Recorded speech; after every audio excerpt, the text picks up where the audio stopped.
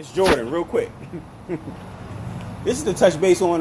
This is actually to piggyback off of a topic that I talked about in a previous video about watching who you refer.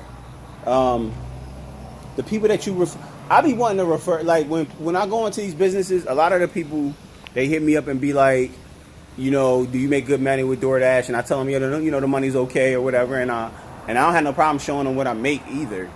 And when I show them what I make, they like, oh, wow, like, okay, well, sign me up.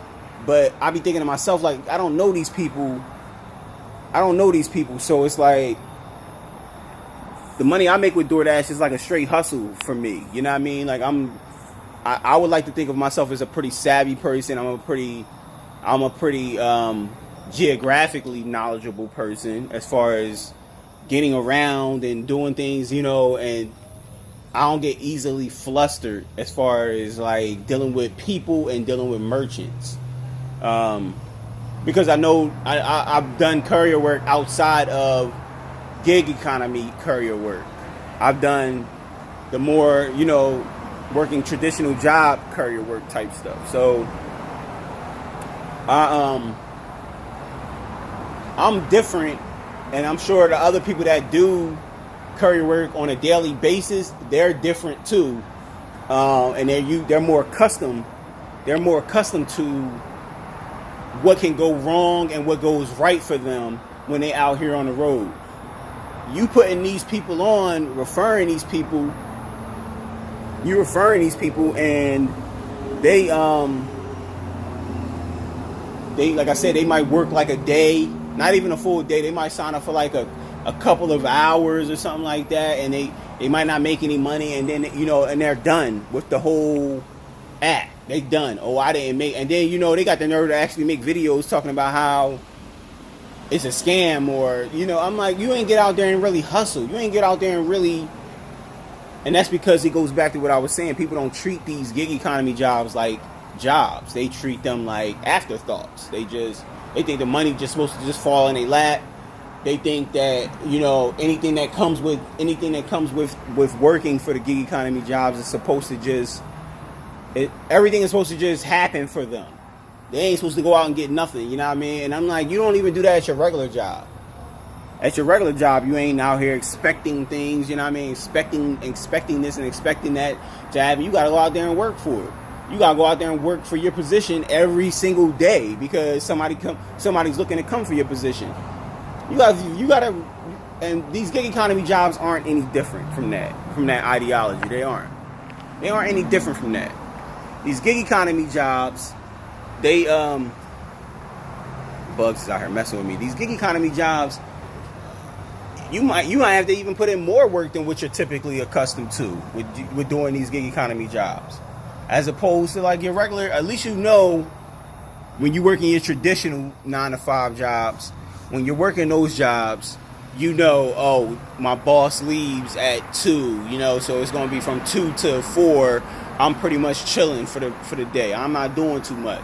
Or I need to get this email sent out. This email needs to hurry up, and, you know, I need to make sure I hit the email, make sure I hit all the emails up hard,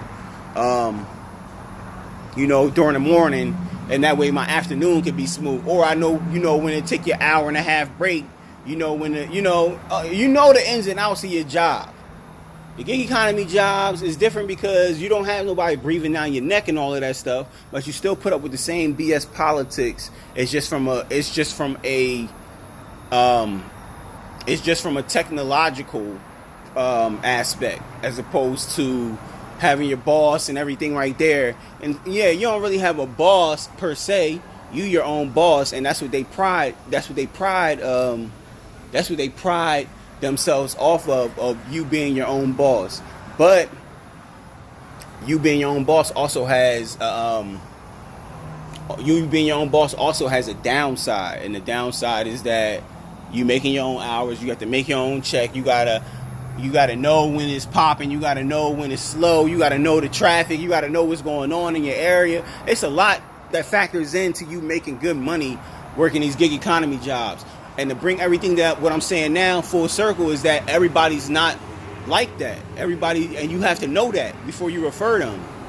You have to know that. Like right now I'm sitting on like 6 referrals, and out of those referrals, my boy Ace is the only one that's actually put in work, but he's only done 25 deliveries. And he also works a regular traditional job, but he's also done other courier work, and he's done Uber before. So like I had no problem sending him the referral. And then he was telling me that, you know, his fiance's niece was looking to do something like this or whatever, and he tossed my referral to her. So I had no problem with that, you know. But as I'm out here in these streets doing stuff, and people be asking, like I just came from Joe's Crab Shack, the first thing they asked me was, yo, you like DoorDash? You make good money? Yeah, and I tell them, I'm like, yeah, I make good money. I show them, you know, I make okay money. I show them exactly what I make, and their eyes get all big, and they like, oh, yo, put me on. But I'm thinking in my mind, I'm thinking like, I don't know who you are, so I don't know how you would react. You don't do the same things you're not willing to do the same things that I'm doing out here. And granted, like I told you, I usually do 3 hours in the afternoon, 11 to 1. And I usually do my 3 hours at night, 6 to 9 or whatever. And if it's popping, I might extend that to 9:30 or 10 o'clock. And then as of late, I've been doing this additional little hour and a half shift down in Morrow Riverdale, because I've made $20, $25 in that hour and a half. Like I've made $20 doing that. I'm up to like almost $14 right now, just on these 2 deliveries. And they were like short deliveries, but the holdup is this Mexican restaurant. It's taking me 20 minutes for me to get this order, and I think they just got it done. Look like they just got it done. So yeah, y'all hit me up in the comment section, man. Let me know how y'all handle referrals. Like, how do y'all go about doing that? Now I'm more conscious about who I'm referring. I would rather refer another driver who's driving for like Postmates or Uber Eats or something like that than to refer somebody who's just working, you know, a regular job, because their eyes is gonna get big, because they looking at the amount that you make. You make $500 or $600 additionally a week, and they're thinking to themselves like, yo, you know, that's right up my alley. But they're not willing to put in the work. They're not willing to do what we doing out here. They're not built like how we're built out here.